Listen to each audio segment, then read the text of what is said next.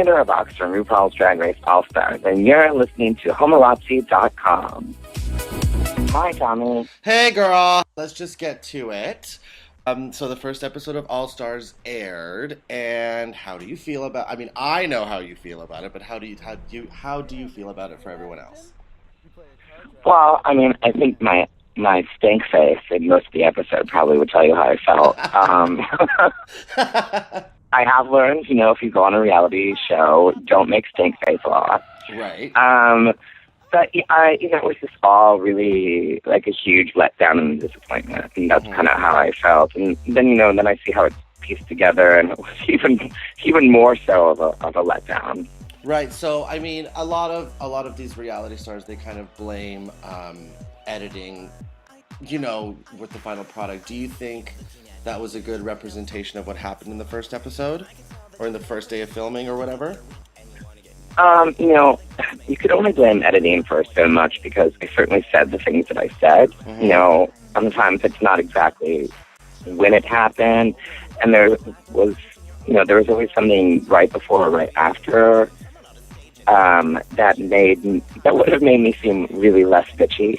Mm-hmm. But it is what it is, and it was never Meanie. Like, I was never upset at actually working with her. Yeah. It was just that I felt like that we could never win. Like, I felt like our chances of winning were gone completely.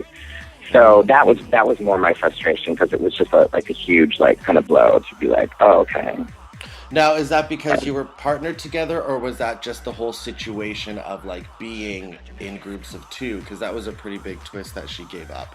Yeah, it was definitely the being partnered, and it was also being partnered with probably the most controversial All-Stars choice, and someone that I felt the show doesn't really take very seriously.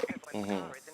And do you think that obviously stems from her departure from her season, correct? Yeah, and and I think Meanie is amazingly talented, but she's definitely like a camp queen. She's over the top, and Drag Race is never really they like their camp queen, but they also like to rip them apart. Mm-hmm. So I was like, oh great, we're the two campy queens in here, and they just call their team Pandora. So I'm like, we just already are set up for the joke of the whole season. So right.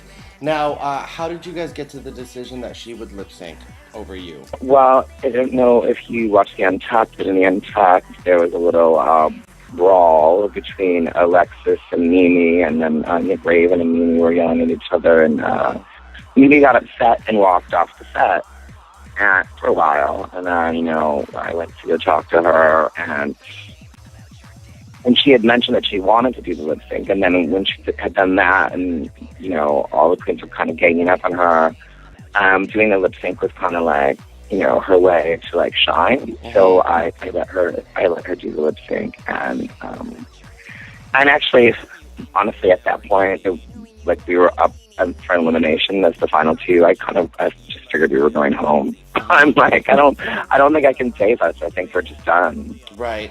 I mean, I personally thought that Mimi did a better job than Chad. How did you feel she did? Yeah, I mean, I think that she was going for it. She was fun and kooky and campy. I mean, the song's Opposites Attract. I mean, it's Paul Abdul and a cat, and a cartoon cat. So I'm like, yeah, I thought it was fun. I thought she was doing a good job with it. So. Oh, okay, let's go away from Drag Race, because I think we milked that cow for all it's worth, and let's talk about your first trip to Vancouver. You were just here. Now, what did you think of our city here? I love Vancouver. It's beautiful, and I like that I actually got to spend some time in Vancouver, because usually I'm just kind of in and out, before the condom comes off. And so it was great to get to see some of the city and meet a lot of great fun people. Mm-hmm. Now, you went to the Madonna concert when you were here. I did. And how was that experience for you? Completely amazing. It was incredible. Okay, so you just also released your newest video. Is nice car, shame about your penis. Oh, that's too bad. Now, have you ever had any experience with someone with a really great car and a really, not so great penis? No, I actually have. Oh wait, no, his car wasn't that nice. No, I really haven't, but, it's kind of like that whole stereotype of, like, the really douchey guys that, like, are just sleazy, and then, they have, like, these big sports cars, and they're always, like, they're just assholes, and you're just like, ugh.